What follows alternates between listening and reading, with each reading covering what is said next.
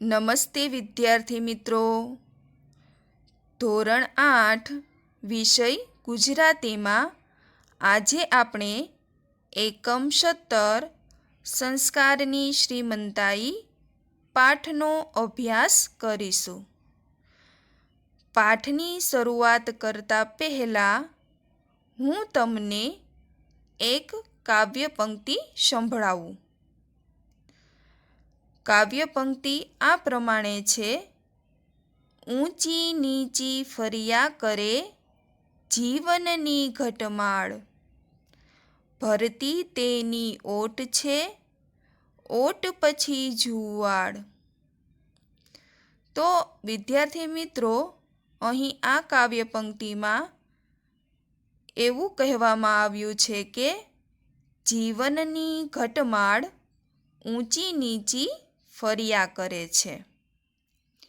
સાગરમાં ભરતી પછી ઓટ અને ઓટ પછી ભરતી આવે જ છે.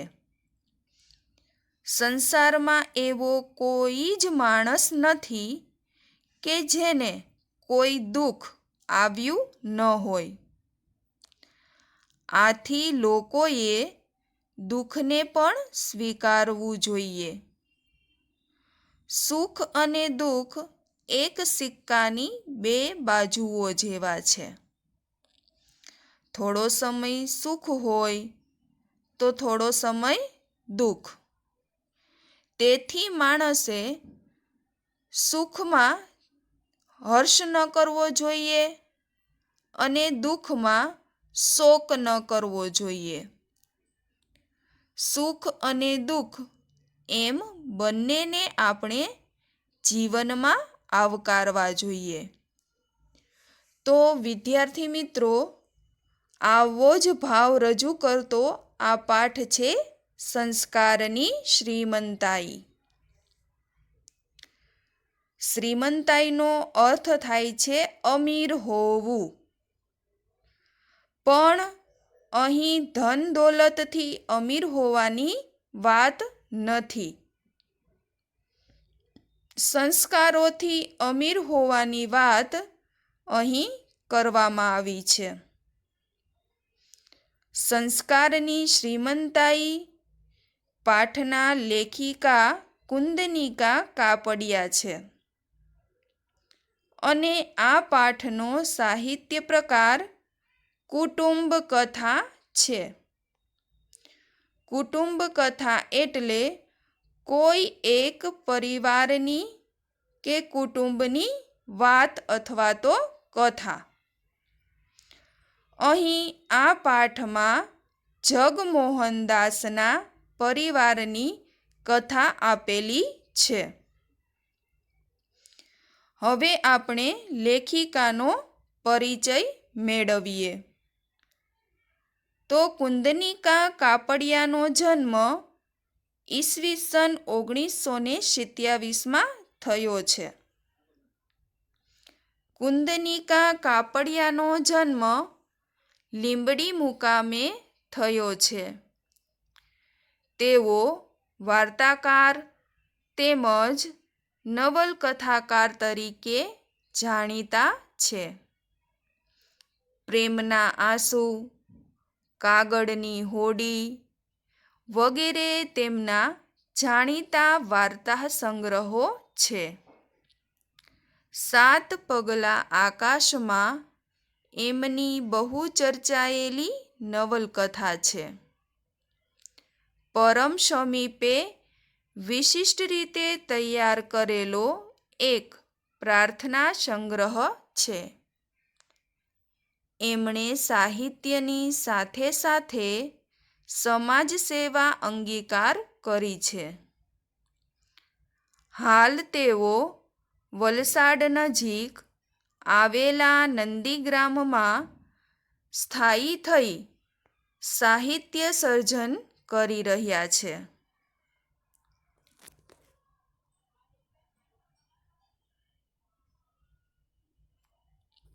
વિદ્યાર્થી મિત્રો, હવે આપણે અહીં પાઠનો ટૂંક સાર છે એ જોઈએ. માનવ જીવનની ઘટમાળ એવી છે કે એમાં સુખ પછી દુઃખ, ચડતી પછી પડતી, કુદરતના ક્રમ પ્રમાણે અવશ્ય આવતા જ હોય છે. આવે સમયે જરા પણ વિચલિત થયા વગર સ્વસ્થતા જાળવી રાખી આવી પડેલી પરિસ્થિતિનો ખરા દિલથી સ્વીકાર કરવો એ જ સાચા સંસ્કાર છે. એમાં જ સંસ્કારની શ્રીમંતાઈ રહેલી છે. એક સમય હતો જ્યારે શેઠ જગમોહનદાસ અને તેમનું કુટુંબ શ્રીમંતાઈમાં ઝૂલતું હતું. અચાનક ભાગ્યની દશા પલટાઈ. કારમી ગરીબી તેમના કુટુંબ ઉપર ઉતરી આવી. ત્યારે પણ કુટુંબનો એકે એક સભ્ય, આબાલ વૃદ્ધ, સૌ કોઈ સ્થિતિનો વાંક કાઢવાને બદલે કે નિરાશ થવાને બદલે પોતાના ભાગે આવતું કર્તવ્ય બજાવવાનું અને એકમેકને મદદરૂપ થવાનું ચાલુ રાખે છે. હવે વિદ્યાર્થી મિત્રો, આપણે પાઠની વિસ્તૃત સમજૂતી મેળવીએ.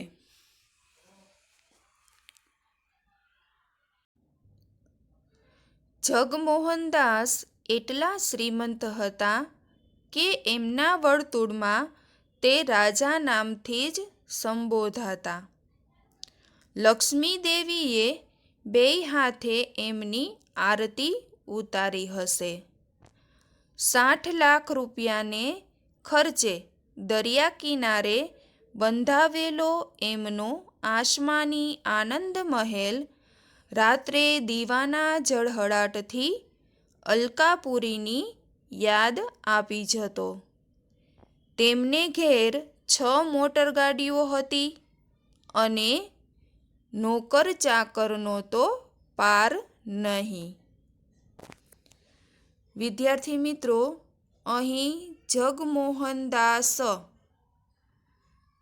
શબ્દ છે એમાં 2 સમાસ રહેલા છે. એનો 2 રીતે વિગ્રહ કરી શકાય છે. જગને મોહ પમાડનાર, જો આ રીતે વિગ્રહ કરવામાં આવે તો ઉપપદ સમાસ બને છે. અને જગ મોહનનો દાસ, જો એવી રીતે વિગ્રહ કરવામાં આવે તો એની અંદર તત્પુરુષ સમાસ બને છે. શ્રીમંત, શ્રીમંત શબ્દનો અર્થ થાય છે પૈસાદાર, અમીર, ધનવાન. સંબોધાતા, અહીં સંબોધાતા શબ્દનો અર્થ થાય છે બોલાવતા. લક્ષ્મી દેવી, લક્ષ્મી દેવી શબ્દ પણ અહીં સમાસ છે. લક્ષ્મી એ જ દેવી કર્મધારય સમાસ બને છે. બેય હાથે આરતી ઉતારવી, એનો અર્થ થાય છે મહેરબાની કરવી. આસમાની, આસમાની શબ્દનો અર્થ છે આકાશ જેવા ભૂરા રંગનું. પણ અહીં પાઠની અંદર અદ્ભુત એવો અર્થ લેવાનો છે. ઝળહળાટ એટલે પ્રકાશ. અલકાપુરી, અલકાપુરી એટલે સ્વર્ગ. નોકર ચાકર, નોકર ચાકર અહીં નોકર અને ચાકર દ્વંદ્વ સમાસ બને છે.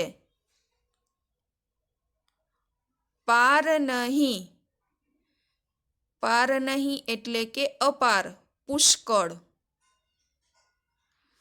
તો જગમોહનદાસ એટલા બધા પૈસાવાળા હતા, એટલા બધા ધનવાન હતા કે એમની વર્તુળમાં એટલે કે એમના આસપાસ બધા જ લોકો એમને રાજા તરીકે બોલાવતા. લક્ષ્મી દેવીએ બંને હાથે જાણે જગમોહનદાસ ઉપર મહેરબાની કરી હશે કે એના કારણે છે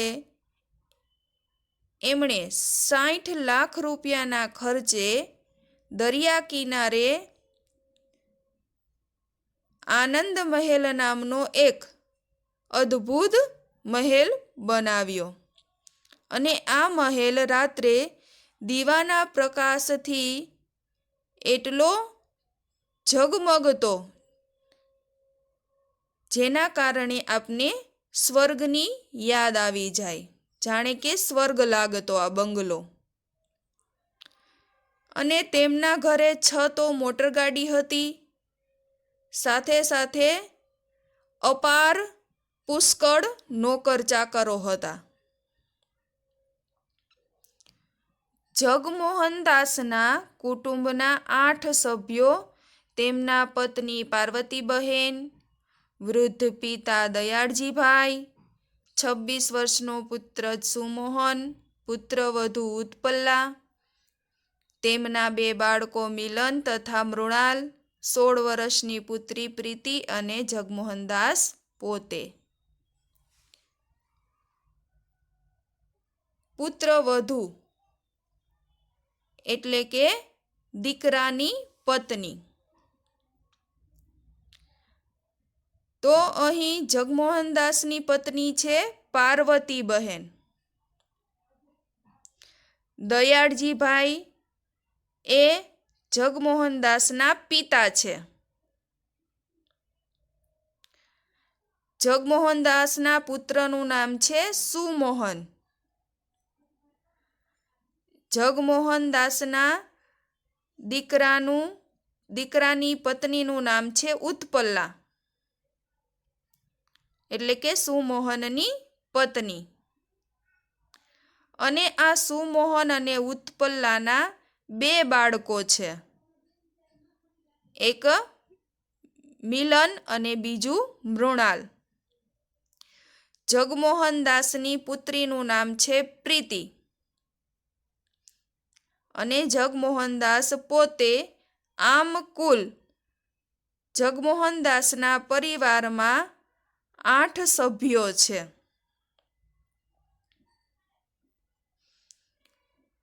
આટલા બધા વૈભવી સ્થાનમાં જ્યાં દરેક જણ પોતાની ઈચ્છા પ્રમાણે કરી શકતું હોય, ત્યાં કુટુંબમાં ઘર્ષણનો કે એવો પ્રસંગ શાનો ઊભો થાય? બધા જ લોકો ખૂબ સુખી હતા. જિંદગી સામે ફરિયાદ કરવાનું એમની પાસે કોઈ કારણ નહોતું. વૈભવી એટલે કે વૈભવવાળું.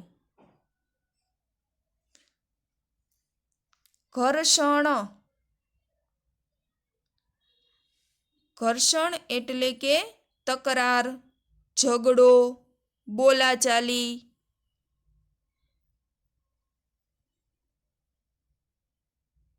હવે જગમોહનદાસના કુટુંબમાં 8 સભ્યો હતા અને જે કુટુંબ અવળું મોટું હોય તો ત્યાં સામાન્ય રીતે એકબીજા સદસ્યો વચ્ચે ઝઘડો થાય. આપને પહેલાં તો એ ખબર હોવી જોઈએ કે ઝઘડો કે બોલાચાલી કોઈ પણ પરિવારમાં ક્યારે થાય કે જ્યારે પરિવારની વ્યક્તિઓ પોતાની ઈચ્છા મુજબ કંઈ કરી ન શકતી હોય અને ઘરમાં પૈસાની તંગી હોય. પણ અહીં જગમોહનદાસના પરિવારની દરેક વ્યક્તિ પોતાની ઈચ્છા પ્રમાણે કરી શકતી અને તેમને પૈસાની કોઈ જ પ્રકારની કમી પણ નથી. આથી પરિવારમાં બોલાચાલીના કે ઝઘડાના કોઈ જ બનાવ બનતા નહોતા. હવે આપણે જોઈએ છે કે દુનિયામાં મોટા ભાગના વ્યક્તિઓ એવા હોય છે કે એને જિંદગી સામે કંઈક ને કંઈક ફરિયાદો હોય. એને જીવનમાં કંઈક ને કંઈક ખૂટતું હોય. એ ભગવાન પાસે કંઈક ને કંઈક માંગતો હોય.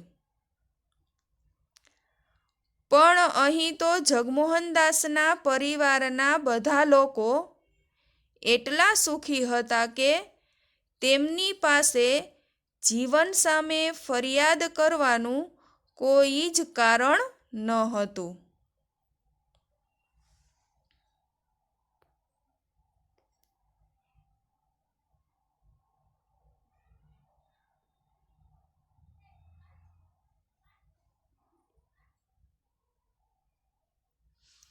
પણ વિધાતાના ખેલમાંય અજબ વળાંકો રહ્યા હોય છે. જગમોહનદાસ સટ્ટાનો વેપાર કરતા હતા. વેપારમાં એમને એક ભયંકર ફટકો પડ્યો અને વિપત્તિ જ્યારે આવે છે ત્યારે એકલી નથી આવતી, સાથે એના લાવ લશ્કરને પણ લાવે છે. એ કહેવત અનુસાર એ ફટકાની પાછળ એક પછી એક આઘાતો, પરાજયો, નુકસાનીની પરંપરા ચાલી આવી. વિધાતા, વિધાતા એટલે બ્રહ્મા અથવા બીજા અર્થમાં ભાગ્ય. વિધાતાના ખેલમાય, વિધાતાનો ખેલ એટલે કે ભાગ્યની લીલા. સટ્ટો, કોઈ પણ વસ્તુની તેજી મંદીનો ધંધો હોય એને સટ્ટાનો વેપાર કહેવાય. ભયંકર ફટકો પડવો એટલે કે ભારે નુકસાન થવું. વિપત્તિ, વિપત્તિનો અર્થ થાય દુઃખ, મુશ્કેલી, આફત, મુસીબત. લાવ લશ્કર, લાવ લશ્કર એટલે દરેક પ્રકારના સરંજામ સાથેનું સૈન્ય. પણ અહીંયા સૈન્યના અર્થમાં નથી. અહીં પાઠની અંદર ચારે બાજુથી એવો અર્થ થાય છે. ફટકો એટલે કે નુકસાન. આઘાતો એટલે કે પ્રહાર. પરાજયો એટલે કે હાર. તો આપણે ગુજરાતીમાં એમ કહેવાય છે કે ભાગ્યમાં જે લખ્યું હોય તે કોઈ જ ભૂંસી નથી શકતું. તો અહીં ભાગ્યની જે લીલા છે એમાં પણ એક અજબ વળાંક આવે છે જગમોહનદાસના જીવનમાં. જગમોહનદાસ છે એ સટ્ટાના વેપાર કરતા હતા અને વેપારની અંદર એમને ભારે નુકસાન થાય છે. અને જ્યારે દુઃખ, મુશ્કેલી, આફતો આવે ને ત્યારે એ ક્યારેય એકલી નથી આવતી. એના લાવ લશ્કરને સાથે લાવે છે. લાવ લશ્કરને સાથે લાવે છે. હમણાં જણાવ્યું એ પ્રમાણે કે મુસીબત છે ક્યારેય એકલી ન આવે, પણ ચારેય બાજુથી મુસીબત આવે છે. અને આ કહેવત પ્રમાણે જ છે એ સટ્ટામાં એક વખત જગમોહનદાસને નુકસાની થઈ એ પછી તો અનેક પ્રકારની બીજી નુકસાની આવી, કેટલી બાબતે એમને હારનો સામનો કરવો પડ્યો અને આવી જ રીતે નુકસાની ઉપર નુકસાની, નુકસાની ઉપર નુકસાની, એમ આખી નુકસાનીની એક પરંપરા એના જીવનમાં ચાલુ થઈ. થોડા વર્ષોમાં જગમોહનદાસ બધું જ ખોઈ બેઠા. એ ન માની શકાય એવી વાત હતી. આટલી બધી સંપત્તિ, આટલો વૈભવ, આ માન, સ્થાન બધું જ પાણીના રેલાની માફક આંખ ઉઘાડતા ન ઉઘાડતામાં વહી ગયું. નુકસાન એવડું મોટું હતું કે શેઠને પોતાનો બંગલો સુદ્ધા વેચી નાખવો પડ્યો. મોટરગાડીને ઘરની બીજી કિંમતી વસ્તુઓ તો એ પહેલાં જ વેચી નાખેલી. ખોઈ બેઠા એટલે કે ગુમાવી દીધું. પાણીના રેલાની માફક વહી જવું એટલે કે ઝડપથી નાશ પામવું. આંખ ઉઘાડતા ન ઉઘાડતામાં, આંખના પલકારામાં અથવા તો જોત જોતામાં, સુદ્ધા સહિત અથવા તો સાથે. તો અહીં જગમોહનદાસ જે ખૂબ અમીર હતા, પૈસાદાર હતા, પણ સટ્ટાના વેપારમાં એમને અતિશય ભારે નુકસાન થયું. એક પછી એક પછી એક પછી એક નુકસાનની જે પરંપરા ચાલી, એના કારણે થોડા જ વર્ષોમાં જગમોહનદાસે એમનું બધું જ ગુમાવી દીધું.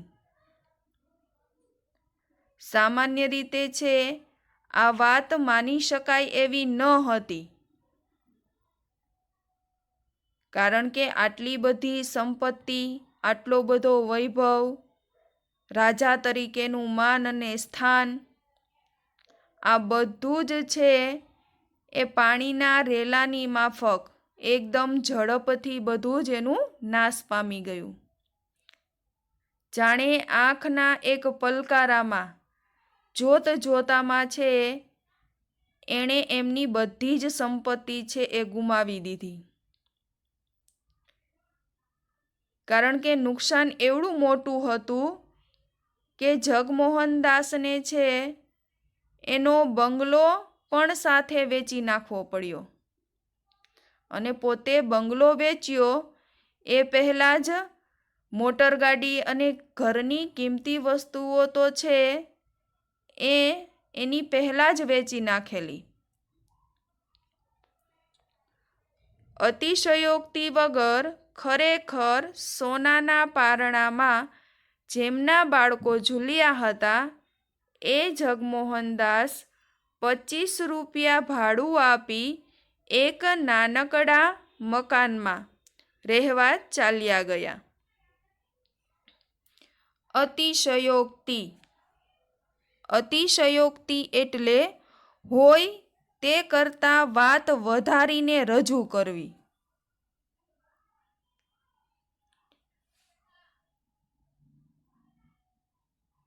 સોનાના પારણામાં ઝૂલવું એટલે કે શ્રીમંતાઈમાં ઉછરવું, પૈસાદાર ઘરમાં ઉછરવું, મોટા થવું. તો અહીં જે આ કથા સંભળાવી રહી છે લેખિકા, એ એમ કહે છે કે અતિશયોક્તિ વગર એટલે વાતને વધારે રજૂ કર્યા વગર ખરેખર અહીંયા જગમોહનદાસના જે બાળકો હતા એ સોનાના પારણામાં ઝૂલ્યા હતા. એટલે કે એના બાળકો છે એ શ્રીમંતાઈમાં મોટા થયા છે. પણ આજે એ જગમોહનદાસ છે એણે એનું બધું જ ખોઈ નાખ્યું છે. એની પાસે અત્યારે કશું જ નથી. બંગલો પણ એને વેચી નાખવો પડ્યો છે અને એના કારણે જ આજે એ 50 રૂપિયા ભાડું આપીને એક નાનકડા મકાનમાં રહેવા ચાલ્યા જાય છે.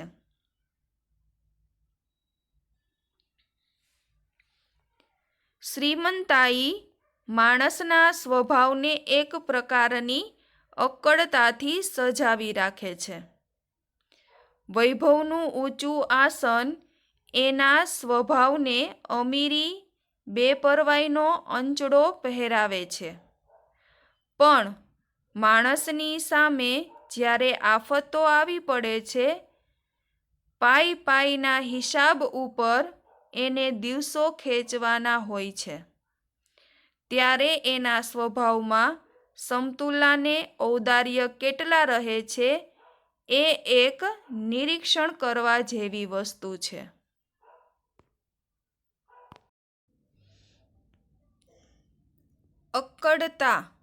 અક્કડતા એટલે ગર્વ. બેપરવાહી એટલે પરવાહ વિનાનું અથવા તો ચિંતા વગરનું, લાપરવાહ. અંચડો એટલે કશુંક છુપાવવા માટેનું સાધન, પાલવ. અંચડો પહેરવો એટલે કે કંઈક છુપાવવા માટે સારા હોવાનો દેખાવ કરવો. આફતો એટલે કે મુશ્કેલી. પાઈ એ જૂના સમયનું એક ચલણી નાણું છે. અત્યારના સમયમાં પાઈનો સીધો અર્થ બધા જ પૈસા તરીકે લે છે. પણ પાઈ એ પૈસા કરતાં પણ ઓછી કિંમતનું નાણું છે. 1 પૈસાની 3 પાઈ થાય. 1 પૈસાની 3 પાઈ થાય.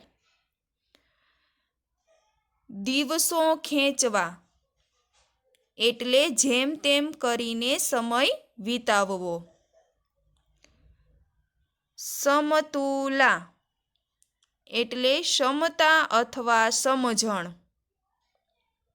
ઔદાર્ય એટલે ઉદારતા. નિરીક્ષણ એટલે જોવું. તો વિદ્યાર્થી મિત્રો, જ્યારે કોઈ માણસ ખૂબ પૈસાદાર હોય ત્યારે એના સ્વભાવમાં એક પ્રકારની અક્કડતા કે ગર્વ હોય છે. એ અમીરાઈના ગર્વમાં જીવતો હોય કે હું પૈસાદાર છું, હું અમીર છું, એવા પ્રકારનો એને ગર્વ હોય. અને પૈસાદાર હોવાથી એ લાપરવાહીથી સારા હોવાનો દેખાવ કરતો હોય. પણ એ જ માણસની સામે જ્યારે આફતો, મુશ્કેલીઓ આવે અને એની પાસે પૈસા ન હોય, ત્યારે એક પૈસાનો હિસાબ રાખીને એ વ્યક્તિએ દિવસો જેમ તેમ પસાર કરવા પડે છે. આવી સ્થિતિમાં એ માણસના સ્વભાવમાં સમજણ અને ઉદારતા પહેલાની જેમ કેટલા રહે છે એ એક જોવા જેવી બાબત છે. કારણ કે પૈસા હોય તો એ ખોટો સારા હોવાનો દેખાવ કરી શકે, પણ જ્યારે પૈસા જ નથી અને ચારેય તરફ મુસીબતો હોય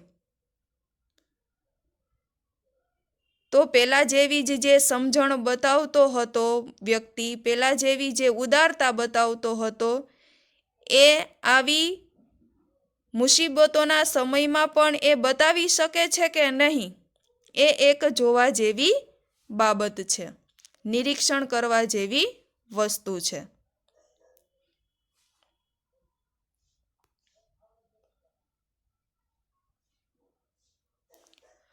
જગમોહન દાસ શેઠ નાના બની ગયા પછી ઘરમાંથી બધા નોકરોને રજા આપવામાં આવી હતી. કેવળ એક ઘાટી ઘરનું કામ કરતો, રસોઈનું કામ સ્ત્રી વર્ગે ઉપાડી લીધું હતું. ચળકતી નવી મોટરોમાં ફરતા શેઠિયાઓને બદલે હવે એમને ઘેર નાના નાના સામાન્ય માણસોની અવર જવર વધી હતી.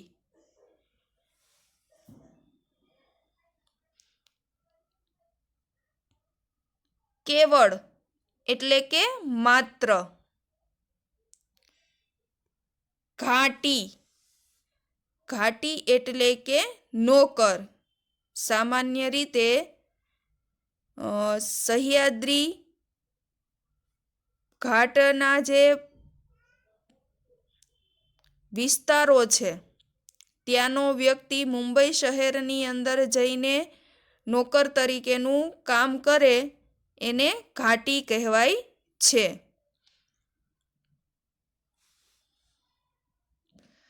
તો અહીં જગમોહન શેઠ છે એ હવે અમીરમાંથી ગરીબ બની ગયા છે, નાના બની ગયા છે.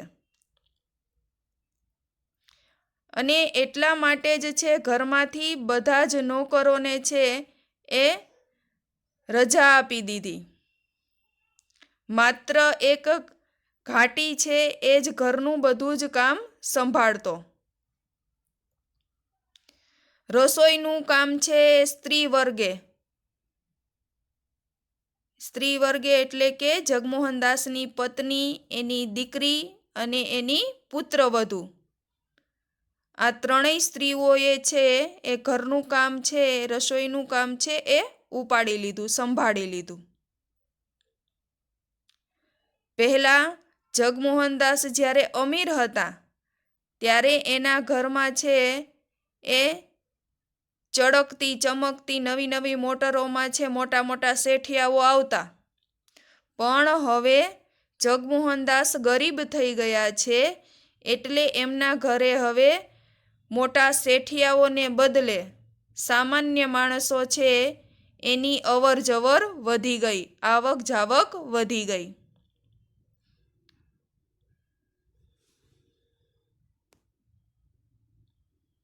વિદ્યાર્થી મિત્રો, પાઠને આપણે અહીં સુધી રાખશું. આગળનું આપણે આવતા લેક્ચરની અંદર ચલાવીશું.